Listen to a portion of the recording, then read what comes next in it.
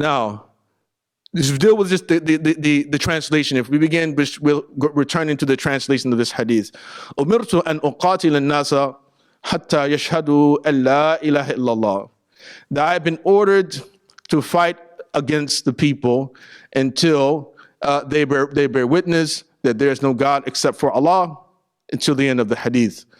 That sometimes translations can be problematic, because sometimes you might find a translation that will say that I've been ordered to fight people until they or in order that they say or bear witness that there's no God except for Allah.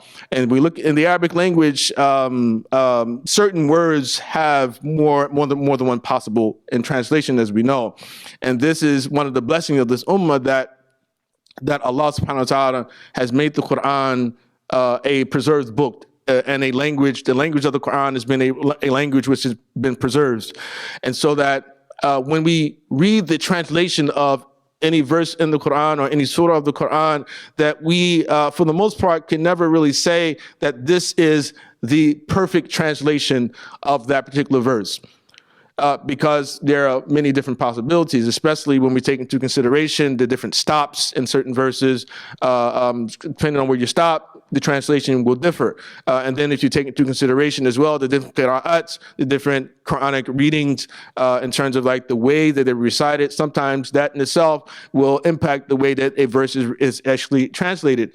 Imam Abu Hamid al-Ghazali actually was of the view, rahmatullahi alayhi, that anytime a word doesn't have an equal synonym in the language to which we want to translate, in both its literal and metaphorical connotations, then the word should not be translated. And he gave an example of this with the word istawa, which is in the Arabic language, has a number of different meanings. And in Persian, is equivalent in Persian only has two different possibilities, whereas in Arabic it has sometimes, some say, up to 15 different possibilities in terms of translation.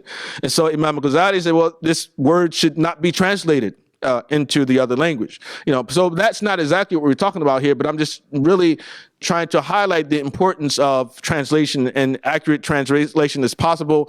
And then often you won't be able to give a full and accurate translation of certain things, and that's why we require interpretation or commentary. This is why when we look at the translations of the Quran, that most translations there, you'll see that in the small print, it'll say an interpretation of the meanings of the Quran, right? Not it's a translation of the Quran, but an interpretation of the meanings of the Quran.